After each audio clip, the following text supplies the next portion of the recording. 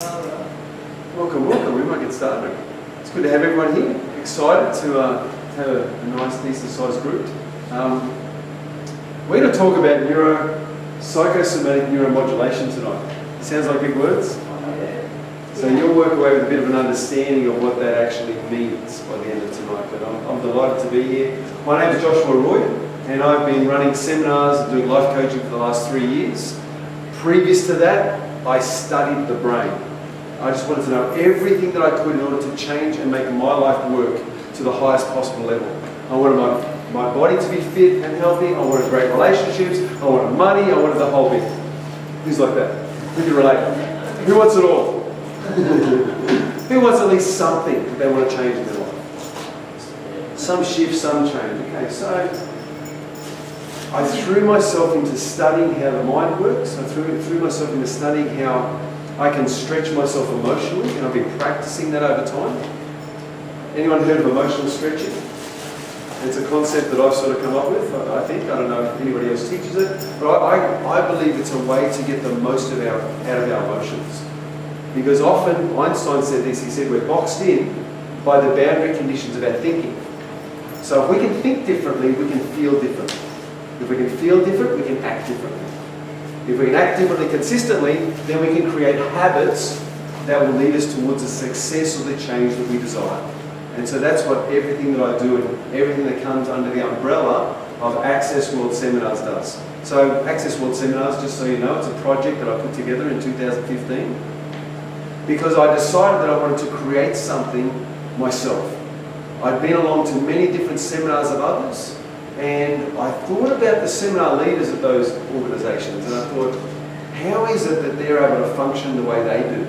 How is it they're able to live in that peak condition, that peak state? And so I decided that I would emulate that. And so that's why I started teaching seminars, and I started running workshops, and started doing life coaching, and all while I still had a full-time job. And so I've done all this on the side. It's great that you like my workshops, it's great that you love them, but really the purpose of really why we're here is for ourselves. Is it true? We might follow somebody, support somebody, even have a mentor in somebody, but ultimately you're there for yourself. You actually want to get the progress in your own life. So thank you for that. The full-day seminars, we can only give you a taste here. When we start doing the full-day seminars, that's when we do the rip, work, reload.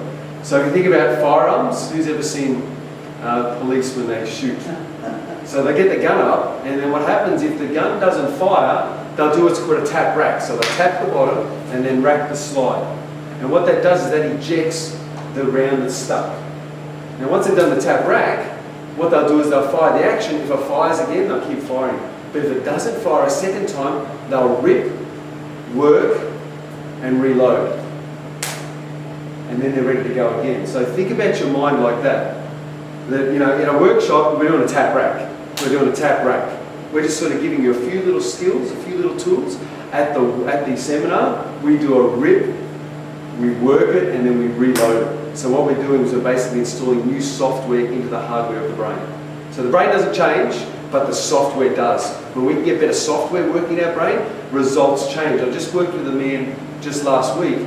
He's just gone home, and I spoke to him today. He's just signed up for life coaching with me, and it was so exciting because he said things have changed in his life. He said he gets out of bed, he just starts doing push-ups. He's not even thinking about it.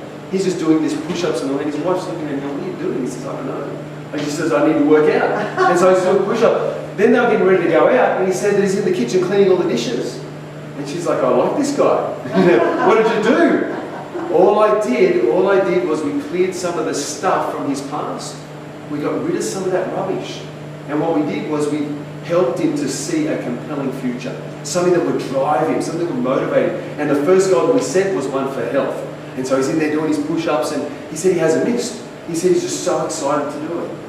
Now, when we rip, work, reload, that's what we do. And we do that through the seminars. We can also do that through full-day workshops.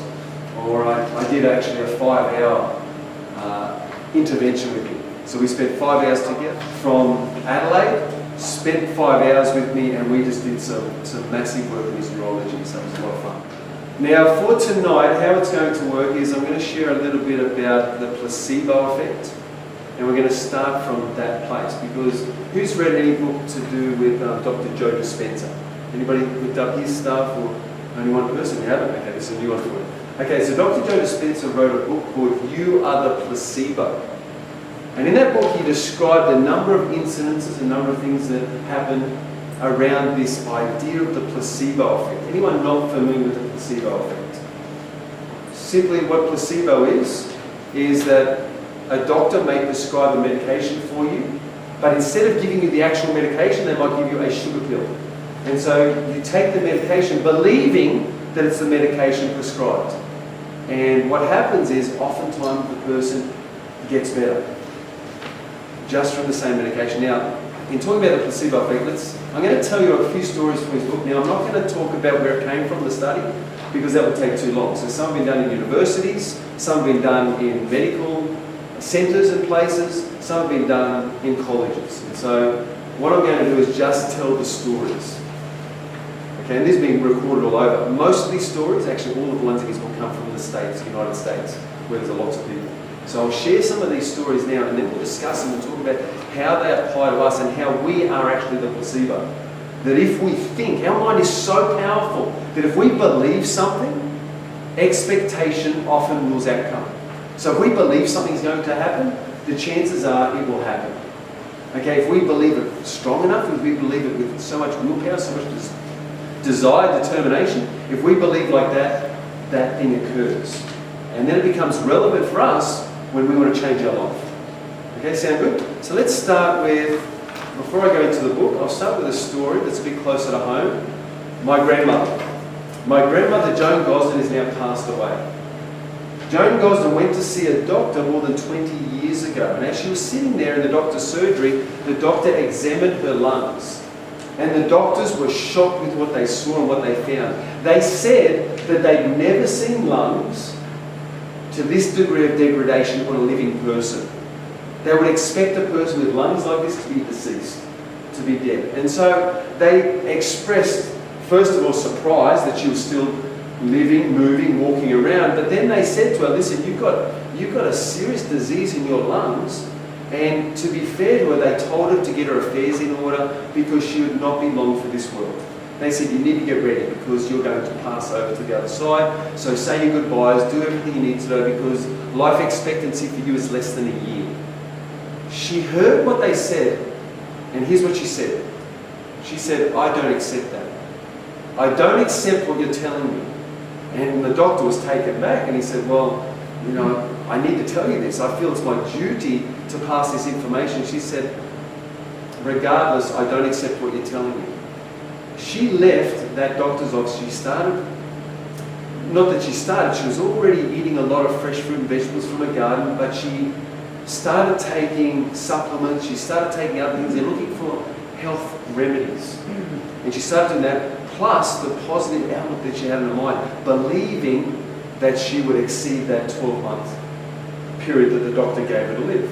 So have you ever heard that story where the man was given 3 months to live and he couldn't pay his bill, so the doctor gave him another 3 months? It's not like that. She actually went the 12 months and beyond. In fact, what's interesting about Joan Gosden is she lived for 20 more years. She's only recently passed away. And it's amazing. Now, when she finally passed on, they checked her lungs and it was all but gone. The disease that she had 20 years earlier was all but gone. Her lungs had actually healed themselves. How does that occur? How does that happen? Let's go to Dr. Joe Dispenza's book. He tells a story, first of all, about a knee surgery. There was 10 men that needed a knee operation. They had inflammation around the knee. They had some form of arthritis. It was very painful for them to walk. Many of them couldn't stand or walk for more than a few seconds or even a few minutes. Now, each of them qualified for this surgery, this operation. The surgeon decided to do 5 operations, and 5 were going to be placebo operations, meaning they were going to be fake surgeries. Each one came into the surgery and started the same way. In each one of them, he put them under anaesthetic. He did the same procedure, and then he opened an envelope which was arranged by elsewhere as to what he was to do for each person. Now, for 5 of them, they received a surgery. 2 of them received an incision where he was able to wash away the debris in around the knee. The next 2, he did another operation where he actually got inside and scraped around. So scraped away,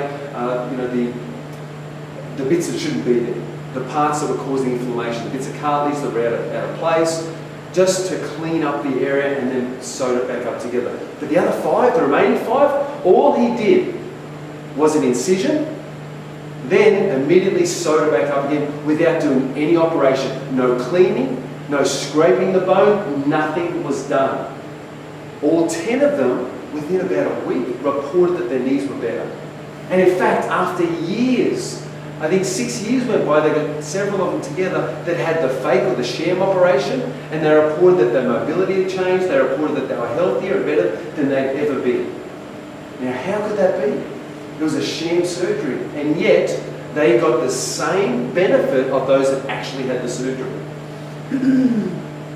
There was a man, who's heard of voodoo? Who's heard of a hex that can be put on someone? Who's heard of the witch doctor who could point a bone at somebody? What would happen if that witch doctor pointed a bone at you? You're going to die. What would happen? You're going to die. And a person would believe it so strongly that they would walk off, curl under a tree and die. I lived in Papua New Guinea Yes. and witnessed a girl at high school dead the next morning. Is that right? After someone put one of these Wow. spills on. How strong is the brain? Now let me tell you another story. How strong is the mind?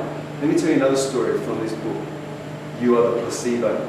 It goes along these lines. It said there was a man who was getting sicker and sicker and sicker. He went to the hospital, they did tests on him, couldn't find anything wrong with him.